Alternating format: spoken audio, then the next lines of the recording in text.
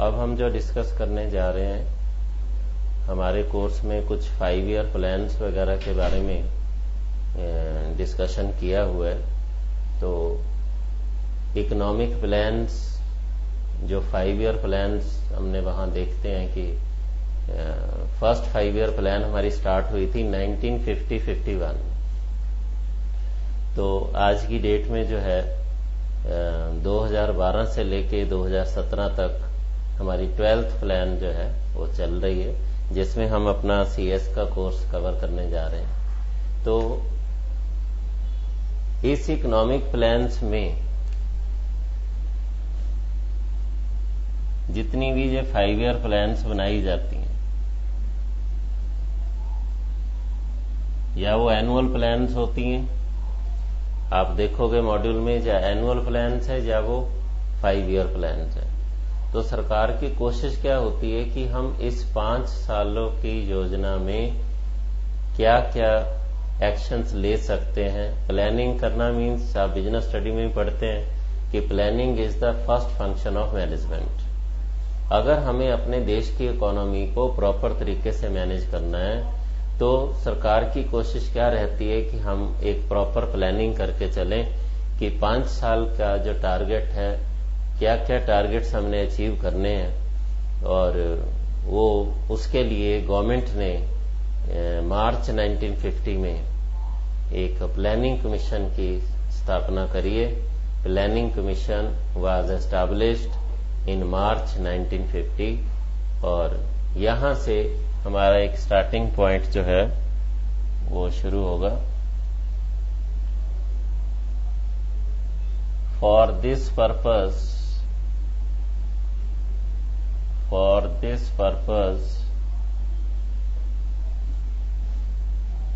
The government passed a resolution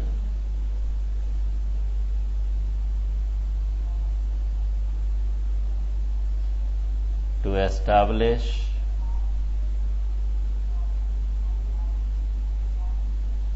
planning commission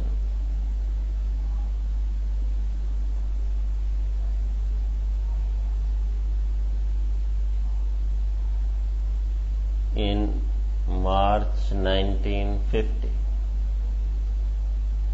1950 मार्च में, क्योंकि first 5 year plan हमारी जो बनी थी वो 1951 से लेके 56 तक फर्स्ट 5 ईयर प्लान बनी थी। तो इसके लिए गवर्नमेंट ने क्या किया, एक रेजोल्यूशन पास किया जिसमें प्लानिंग कमीशन को एस्टैब्लिश किया गया है। एक कमेटी समझ सकते हैं इसको, जिसके हेड थे पीसी महलन नोबिस। पीसी महलन नोबिस की अध्यक्षता में चेयरमैन थे हमारे इसके प्लानिंग कमीशन के। इसको एस्टैब्लिश किया गया, और इसका काम क्या है, एक तरह से हम प्लानिंग कमीशन को नोडल एजेंसी भी बोल सकते हैं, to formulate various economic plans.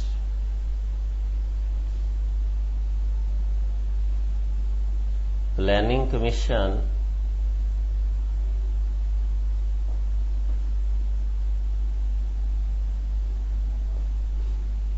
is a nodal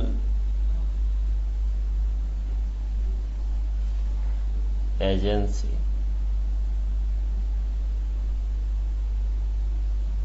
for the formulation of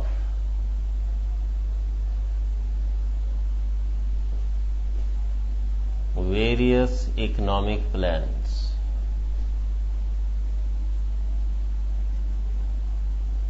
जितनी भी हम 5 ईयर प्लान्स बनाते हैं,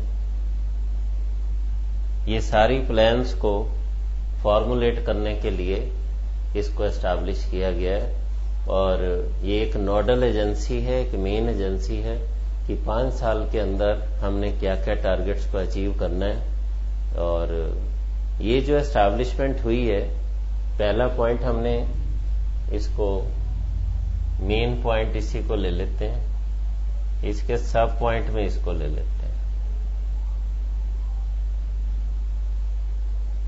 एक नोडल एजेंसी हमने एस्टैब्लिश करी है और जिसका काम क्या है, प्लानिंग कमीशन, मैं शॉर्ट में लिख देता हूं इसको, planning commission also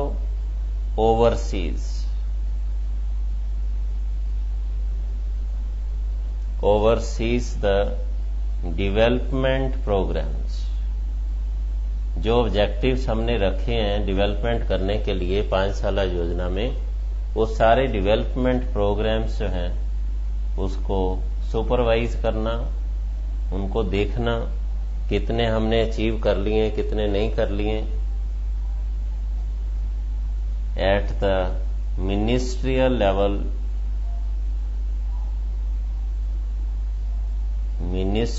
level of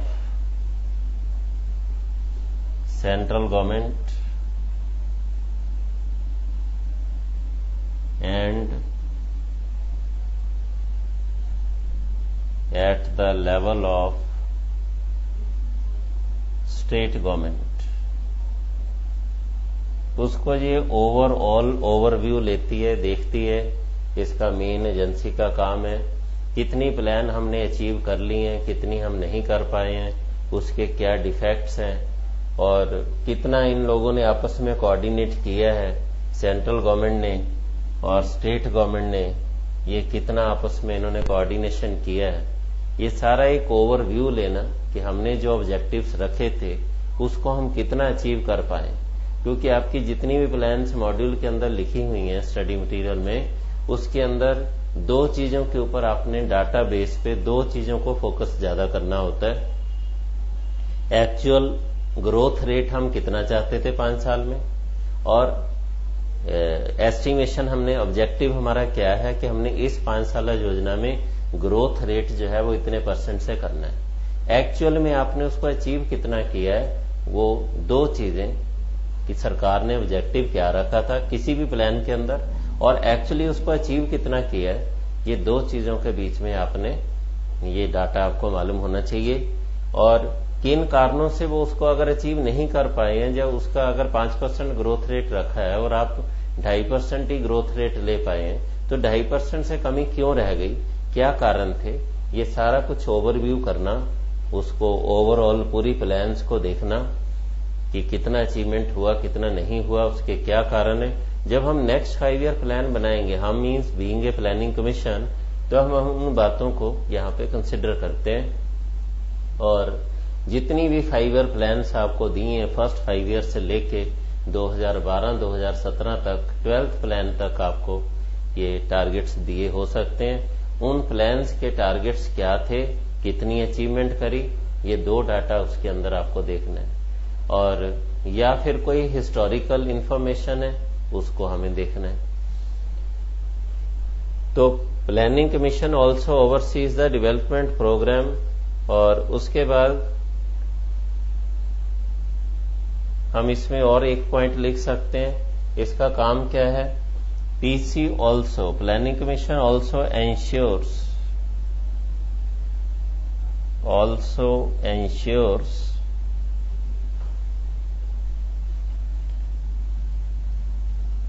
the sum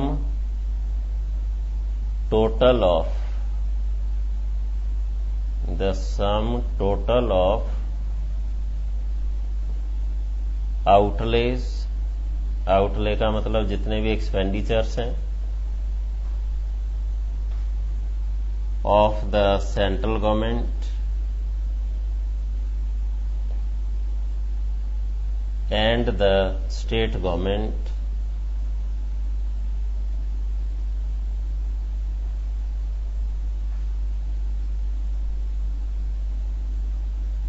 tallies with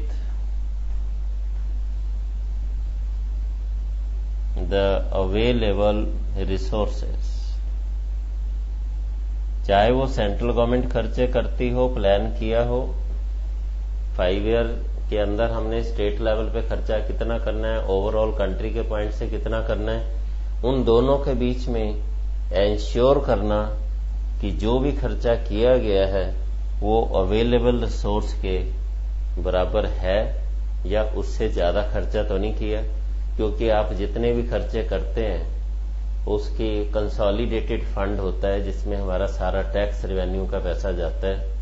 और अगर सेंट्रल गवर्नमेंट उससे कोई खर्चा करना चाहती है, कोई 5 ईयर प्लान में ऐसा कोई प्रोविजन रखा है, तो फिर गवर्नमेंट की कोशिश है, जो भी हमने पार्लियामेंट में दोनों सदनों ने बिल पास किया है कि इतना खर्चा हम कर सकते हैं, तो वो अवेलेबल रिसोर्स के साथ ये टैली करने की कोशिश करता है कि उससे ज्यादा खर्चा तो नहीं हुआ, अगर उससे ज्यादा हुआ तो उसके कारण क्या है, वो खर्चा जो है it should be permitted by the parliament. ये हमारा इकोनॉमिक प्लान जो प्लानिंग कमीशन है, एक नोडल एजेंसी है जो ये काम करती है, जिसको हमने एस्टैब्लिश किया है to put up the various objectives.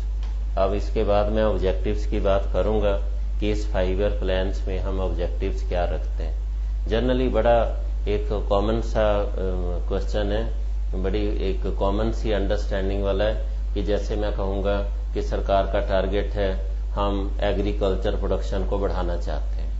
Starting में हमारी गवर्नमेंट की कोशिश ये थी 5 ईयर प्लान में कि इंडिया जो है वो फूड प्रोडक्शन में, फूड ग्रेन्स में एक तरह से वो नंबर 1 पोजीशन में आए, क्योंकि हमारे देश की जो पॉपुलेशन है वो डे बाय डे बढ़ती जाएगी। अब खाना तो सबको ही जरूरी है, और चाहे वो बच्चे हों चाहे बुजुर्ग हों, जितनी पॉपुलेशन बढ़ेगी उतनी हमारी कंजम्पशन पावर भी बढ़ेगी।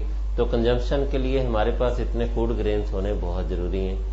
तो स्टार्टिंग की जो प्लान थी उसमें हमने ये कोशिश करी कि अपने एग्रीकल्चर प्रोडक्शन को किसी तरीके से बढ़ाया जाए, और जो भी इरिगेशन में किसान लोगों को दिक्कत आती है तो इरिगेशन फैसिलिटीज को बढ़ाया जाए किसी भी तरीके से, वो चाहे वाटर पंप्स हों, ट्यूबवेल्स हों, ये सारी चीजों को सरकार ने इसमें टारगेट में रखा।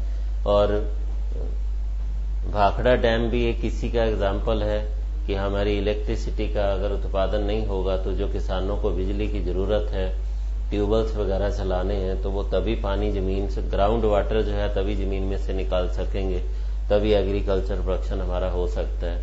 पॉवर्टी है, पॉवर्टी को रिमूव करना है, अनएम्प्लॉयमेंट को रिमूव करना है, ये सारे ऑब्जेक्टिव हम इसके अंदर ले डाउन करते हैं। एजुकेशन को आगे बढ़ाना है, लिटरेसी रेट को आगे बढ़ाना है ओवरऑल पूरे कंट्री में। ये नहीं है कि भी एक ही स्टेट है, केरला है, तो चलो केरला वेल एजुकेटेड है, बाकी स्टेट्स को भी हमने उस लेवल पे लेके आना है। तो ये सारे टारगेट्स इसके अंदर प्लान किए जाते हैं।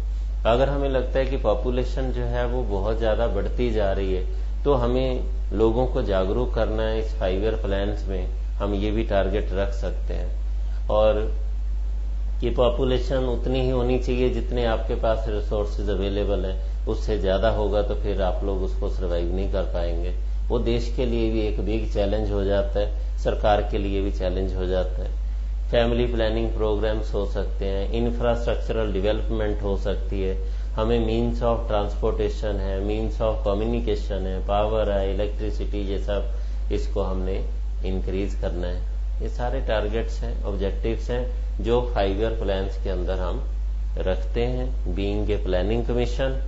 तो अब मैं इसके ऊपर कुछ क्वेश्चन डिस्कस करूंगा कि फर्स्ट टाइम जो प्लानिंग कमीशन एस्टैब्लिश हुआ था इंडिया में वो मार्च 1950 में एस्टैब्लिश हुआ था बाय पासिंग द रेजोल्यूशन। और उसके बाद आपको ये भी पूछा जा सकता है which one is a nodal agency for the formulation of various economic plans. तो आपने प्लानिंग कमीशन को टिक करना है। अगर इनके हेड का नाम पूछा जाए अंडर द चेयरमैनशिप ऑफ, तो पीसी महलन नॉबिस, प्रशांता चंद्रा महलन नॉबिस जो है वो इसके चेयरमैन अपॉइंट हुए थे। 4 ऑप्शन में आप उसको टिक कर सकते हैं। Which one of the following oversees the development programs at the ministerial level of central government, state government? तो भी आप प्लानिंग कमीशन को टिक कर सकते हैं। Which one of the following ensures that the sum total of outlays, जितने भी खर्चे किए हैं सेंट्रल गवर्नमेंट या स्टेट गवर्नमेंट ने, वो टैलीज विद द रेवेन्यूज या अवेलेबल रिसोर्सेस। ये सारे नंबर ऑफ क्वेश्चंस हैं जो आपके इसके एस्टैब्लिशमेंट पे दिए जा सकते हैं। अब मैं सारे ऑब्जेक्टिव्स आपको बता चुका हूं, फिर भी हम थोड़ा सा उसको लिख के भी देख लेते हैं कि उनके ऊपर कोई क्वेश्चन कैसे दिया जा सकता है। क्योंकि बेसिकली जो है we are concerned with multiple choice questions. हाँ, अगर हमें लिखना भी पड़ता है कि what do you mean by economic plans, तो जितनी 5 ईयर प्लान्स है, जो एनुअल प्लान्स हैं, उसके लिए एक कमीशन को एस्टैब्लिश किया गया है जो एज ए नोडल एजेंसी जिसका काम है टाइम टू टाइम एक प्लान अचीव किया, खत्म किया, दूसरा प्लान इमीडिएटली स्टार्ट हो जाता है। तो ये सब डिस्कशन इसमें आ जाते हैं। और अब हम इसमें ऑब्जेक्टिव्स की भी बात कर सकते हैं, जैसे मैंने आपको अभी डिस्कस किया कि ऑब्जेक्टिव्स क्या होते हैं इस इकोनॉमिक प्लान्स के। सबसे पहला ऑब्जेक्टिव हमारा क्या होगा, इंक्रीज इन नेशनल इनकम। हम अपने देश का जो इनकम लेवल है, increase in national income, national income देश की बढ़ेगी और इसको हम पॉपुलेशन से डिवाइड करेंगे तो हमारे देश का प्रति व्यक्ति आय जो है पर कैपिटा इनकम वो कैलकुलेट होता है। तो पर कैपिटा इनकम अगर हमारे देश की बढ़ती है तो हमारे लोगों का जो स्टैंडर्ड ऑफ लिविंग है वो चाहे विलेज लेवल हो चाहे सिटी लेवल हो, किसी भी लेवल पे वो हमें इंक्रीज करना है। क्योंकि अगर हमारा स्टैंडर्ड ऑफ लिविंग, हम अच्छी एजुकेशन लेना चाहते हैं, अच्छी लाइफ जीना चाहते हैं, अच्छा खाना खा सकें, अच्छा पहन सकें, अच्छा रेजिडेंस अच्छी जगह पे हमारा हो, अच्छा घर हो, साफ सुथरा हो, ये सारी चीजें नेशनल इनकम के ऊपर डिपेंड करती हैं। क्योंकि नेशनल इनकम और उसके बाद इसका डिस्ट्रीब्यूशन कैसा होता है। अगर ये इक्वल डिस्ट्रीब्यूशन होता है, पॉपुलेशन में हम इसको इक्वली डिवाइड करते हैं, तो हर एक बंदा जो है उसका स्टैंडर्ड ऑफ लिविंग बढ़ेगा।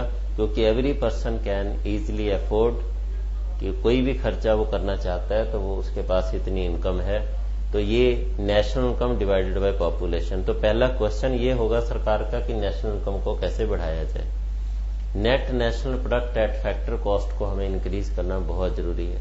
क्योंकि जब ये नहीं इंक्रीज होगा, पॉपुलेशन बढ़ती जा रही है, तो फिर हमारे देश का इकोनॉमिक डेवलपमेंट नहीं हो सकता है। तो अगर इकोनॉमिक डेवलपमेंट करना है तो पहला हमारा टारगेट इसमें ये रखा जाता है गवर्नमेंट के द्वारा कि अपने देश का source of income, national income कैसे बढ़ाना है ऑन एग्रीगेट बेसिस। उसके बाद हम इसमें कह सकते हैं achieving full employment, achieving full employment level,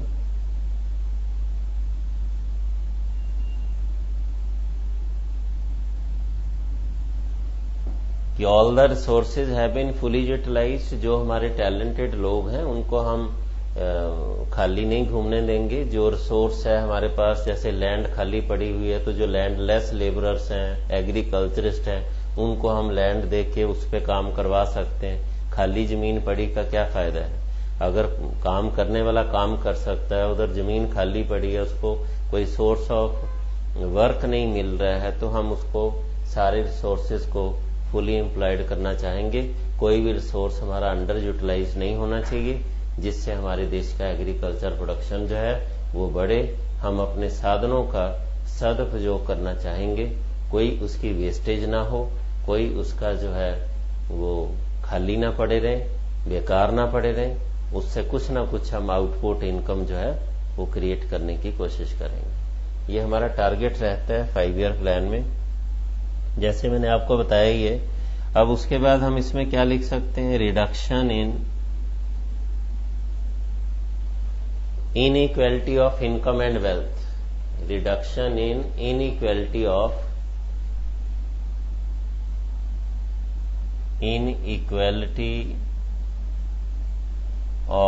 income and wealth.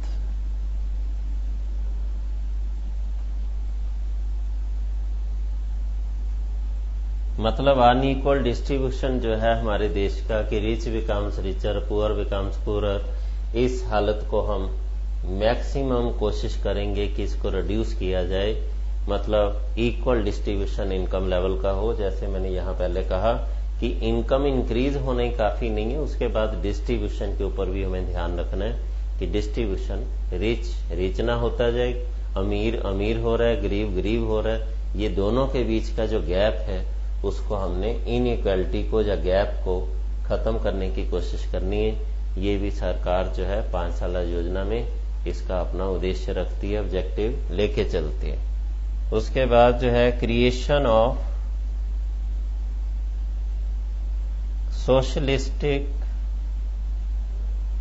Socialist economy, एक समाजवादी अर्थव्यवस्था बनाना, समाज का एक वेलफेयर करना, मैक्सिमम वेलफेयर लोगों को मिलना चाहिए, उनका जितना जन कल्याण हो सके वो कोशिश होती है सरकार की। कोई भी प्लान बनाई जाए, चाहे वो फर्स्ट 5 ईयर है, सेकंड है या एनुअल प्लान है, उनका ऑब्जेक्टिव क्या होता है कि समाज का हम ज्यादा से ज्यादा जन कल्याण कैसे कर सकते हैं। उनकी जितनी भी योजनाएं बनाई जाएंगी ज्यादातर कोशिश होती है कि उनका कल्याण हो।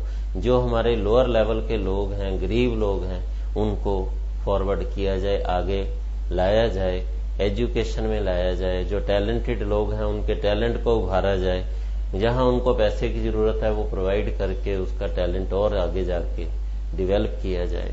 ये सारा एक अच्छा समाज बनाना, सोशलिस्ट इकोनॉमी तैयार करना, ये भी इसका एक ऑब्जेक्टिव होता है। उसके बाद हम कह सकते हैं रिमूवल ऑफ बॉटलनेक्स,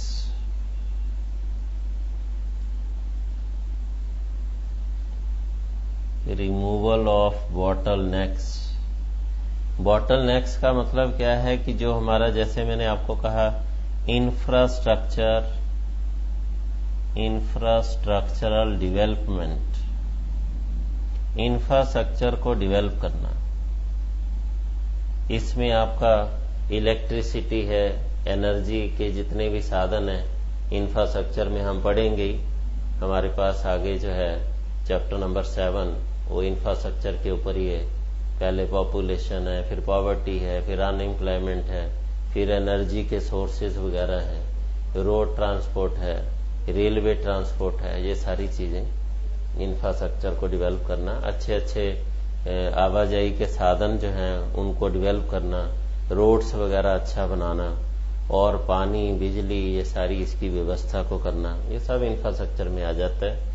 और संचार के जितने साधन हैं, कम्युनिकेशन चैनल्स, वो सारे इसके अंदर आ जाते हैं। बॉटलनेक्स का मतलब क्या है कि हमारे पास ये सफिशिएंट नहीं है, जिस हिसाब से हमारी जनसंख्या है उस हिसाब से ये काफी नहीं है, तो उसको इंक्रीज करना। जिस एरिया में बिजली पानी की व्यवस्था नहीं है उस एरिया में भी उसको पहुंचाने की कोशिश करना, और जो भी रुकावटें हैं इंफ्रास्ट्रक्चर डेवलपमेंट में उसको रिमूव करने की कोशिश करना, उसको हटाने की कोशिश करना। ये यहाँ पे एक ऑब्जेक्टिव रहता है।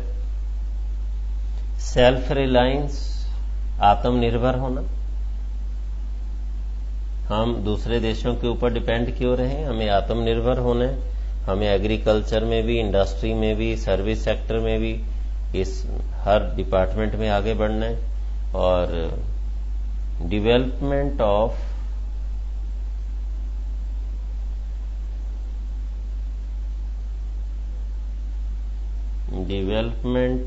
Public sector undertakings.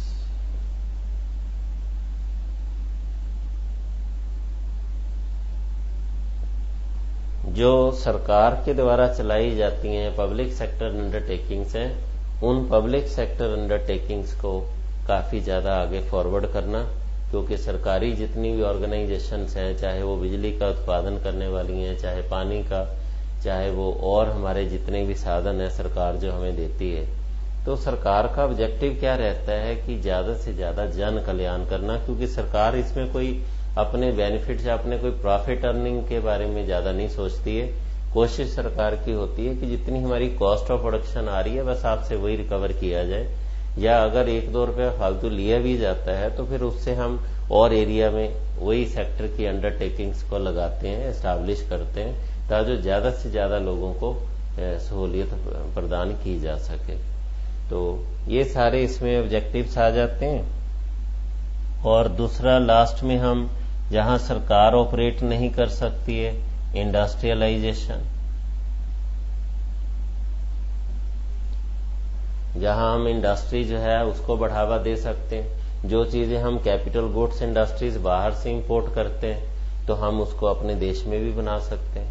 हमारे देश में नेचुरल रिसोर्सेज की कमी नहीं है, हम उनको यूटिलाइज करके अपनी इंडस्ट्री को भी फॉरवर्ड कर सकते हैं। और इसमें बहुत सारे पॉइंट्स आप ऐड कर सकते हैं, कोई जरूरी नहीं है कि हमें इसी पॉइंट्स के ऊपर बैठे रहना है, और बहुत सारे पॉइंट्स आप इसमें बता सकते हैं। उसमें एजुकेशन लेवल है, लिटरेसी रेट है, फैमिली प्लानिंग प्रोग्राम्स वगैरह हैं, उनको इम्प्लीमेंट करना। जहां जहां किसानों को कोई पैसे वैसे की सहूलियत नहीं मिल पाती है, वो क्रेडिट फैसिलिटीज या फाइनेंशियल इंस्टीट्यूशंस को डेवलप करना, पॉवर्टी को रिमूव करना, अनएम्प्लॉयमेंट को रिमूव करना, और रोजगार के साधन जो है उनको ढूंढना, ये सारा कुछ इसके अंदर आ जाता है। वो डिपेंड करेगा कि सरकार इस 5 साल योजना में किसी भी पर्टिकुलर प्लान में सरकार किस सेक्टर को आगे लेके आना चाहती है। वो इंडस्ट्रियल सेक्टर को भी आगे ला सकती है, वो सर्विस सेक्टर को भी ला सकती है, वो एग्रीकल्चर सेक्टर को भी ला सकती है, वो तीनों सेक्टर को साइमल्टेनियसली भी डेवलप करने के बारे में सोच सकती है। वो डिपेंड करेगा कि सरकार का ऑब्जेक्टिव उस केस में क्या है। जनरली ये सारे पॉइंट्स 5 ईयर प्लान में कवर होते हैं। कोई भी प्लान हो, किसी में वो सोच लेते हैं कि इस बार हमें पर कैपिटा इनकम बढ़ाना है, किसी में सोच लेते हैं इसमें हमने जितने लोग पुअर कैटेगरी के हैं उनको आगे ऊंचा उठाना है, उनको सोर्सेज वगैरह प्रोवाइड करने, कुछ भी हो सकता है। तो जनरली ये सारे ऑब्जेक्टिव लेके ये 5 ईयर प्लान्स बनाई जाती हैं। तो इस चैप्टर के अंदर, चैप्टर नंबर 6 में स्टार्टिंग में पहले यही 5 ईयर प्लान्स के बारे में दिया हुआ है। अब इसमें जो भी रिलेटेड कोई इंपॉर्टेंट डाटा या कोई इंपॉर्टेंट हिस्टोरिकल इंफॉर्मेशन है, वो मैंने अपनी समरी में नोट्स में बनाई हुई है, आप सीधा उसको वहां से पढ़ सकते हैं।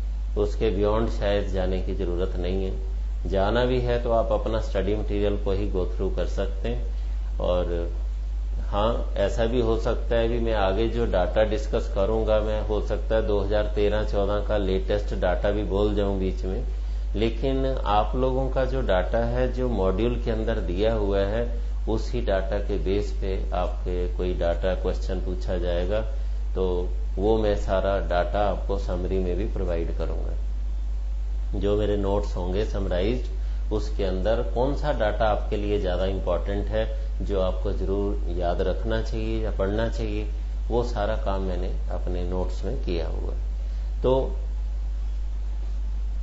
कॉन्सेप्ट क्या है किसी चीज का, वो हमें मालूम होना चाहिए। और पढ़ाते समय मैं कई बार 2000 लेटेस्ट पोजीशन भी बोल जाता हूं, तो आपको उससे ज्यादा परेशान होने की जरूरत नहीं। जो डाटा आपके मॉड्यूल में दिया है उसी बेस पे ही आपको क्वेश्चन किया जाएगा, भले ही लेटेस्ट डाटा कितना भी आया हो। हम लोग पढ़ा रहे हैं, किसी चीज को बता रहे हैं, तो कई बार हमें लेटेस्ट को हम कंपेयर करते हैं, तो उसमें आपको परेशान होने की जरूरत नहीं। सर ने क्लास में तो ये डाटा बोला था और मेरे तो यहाँ पे 91 का दिया हुआ है या 2011 का दिया हुआ है, तो कोई बात नहीं। अगर 2011 का दिया है तो वेरी लेटेस्ट आपके लिए वही है।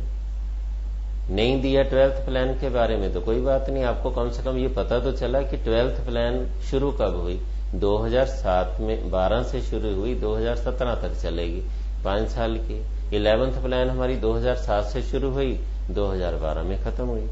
तो ये चीजें मेन फोकस करने वाली हैं। ये पहला पोर्शन था मेरा। इसके बाद फिर हम अपना जो है वो एग्रीकल्चर का टॉपिक डिस्कस करेंगे कि रोल ऑफ एग्रीकल्चर क्या है। दूसरा यूनिट हमारा एग्रीकल्चर का रहेगा और उसके बाद तीसरा यूनिट जो है वो इंडस्ट्रियल सेक्टर का रहेगा।